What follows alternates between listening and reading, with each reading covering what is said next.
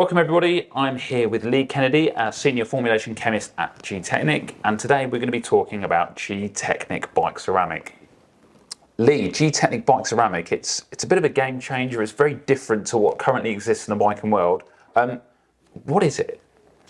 So, what is a ceramic coating? So, ceramic's a very broad term, but more specifically when we talk about coatings, this is a paint protection system based on silicone technology. So what this does is it's a series of silicone-based chemicals that will react with the surface of the paint to form chemical bonds and create a new surface over the top. The reason why we're doing this is that new surface that's created has much lower surface free energy. What that does is that makes things harder to stick to it. So exact same principle as a non-stick frying pan, but much harder. So this is going to stop any dirt, mud, everything else that's going to get all over your bike, stop and stick into the surface. So then when you come to wash it, you rinse it off, that mud and dirt is going to come off a lot easier. You can spend a lot less time washing your bike and more time riding it. And that's the important thing, it's about getting out there, having more fun than it is. Yeah, so like I say, obviously, people want to take good care of the bikes, they want them to look good, but at the same time, you're still going to be getting out there and riding all the time. So you don't want to spend more time cleaning it than you do riding it. This is just going to make it a much simpler process. Less dirt's going to build up on the bike whilst you're riding, and then that dirt is going to come off a lot easier. And in terms of surfaces, because there's lots of different surfaces on bikes, there's Invisiframe, there's vinyl, there's a lot of matte finishes out there, bare carbon as well. Is there a surface that this product can't be applied to?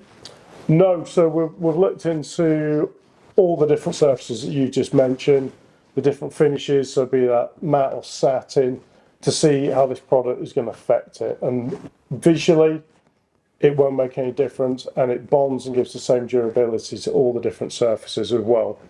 The reason why visually it doesn't change anything is because this forms a layer of around 1 to 2 microns thickness. To put that in some sort of perspective, a human hair is 70 microns thick. So it's this imperceivable layer that goes on top, and it's just the surface chemistry that is changing to stop dirt sticking to the bike. And currently there are in the market a lot of spray-on sealants and spray-on silicones. In terms of durability, this massively outplays them, doesn't it? Yeah, so spray-on products is probably going to last one wash or so, and that is simply something that's just going to sit on top of the paint and then can be washed off. This chemically reacts with the paint to become the surface of the paint.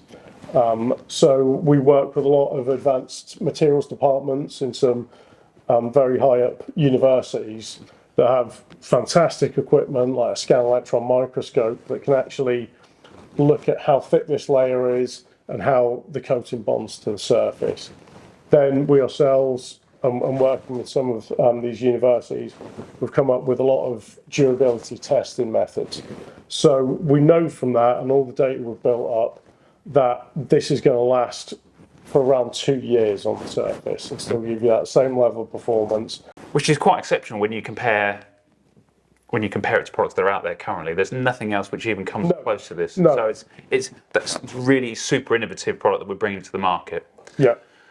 Okay, and then in terms of, I'm guessing there are a few areas where you can't or you shouldn't really apply this product to. So there are a few, aren't there? Yes, so obviously the simple advice is avoid any moving parts. So this is designed to go on things like, it could be your frames, your forks, your cranks, so stationary painted parts of the bike. Obviously don't put it on your brakes because, as I say, this is reducing the surface area, so it's going to reduce friction and your brakes wouldn't work. So you wouldn't put it on your brake discs or your pads. Your stanchions as well. Yeah, your stanchions as well would be another example of something that you wouldn't put this on. But the instructions are on the box and it's designed for the more aesthetic, non-moving part of the bike. And a lot of people may look at it and go, oh, it's a bike ceramic, you know, it's really technical. It's actually converse to that. It's really, really easy to do, isn't it? Yes. Yeah. You simply clean the bike, dry the bike, and then everything else you need is in the kit here. So there is a frame prep which will remove any grease or any bits of clean products that are left over. You then simply wipe the product on, leave it for about a minute, and then buff it off with a microfiber cloth. So it's a very quick, easy process, and it's quite a pleasant thing to do. It's a nice feel to it, and you'll be able to feel the nice slick finish that you get as you're applying it. So we very much based it around the DIY, do-it-yourself application. Yes, It's super simple. yeah, very simple. Follow the instructions, and anyone can do this on their bike.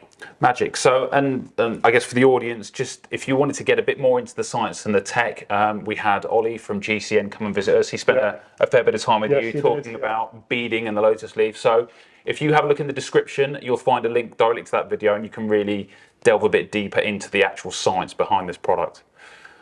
Thank you for joining us, everyone. If you've got any questions, please drop them in the comments. You can also like, share and subscribe. Thanks, Lee. We'll see you all soon.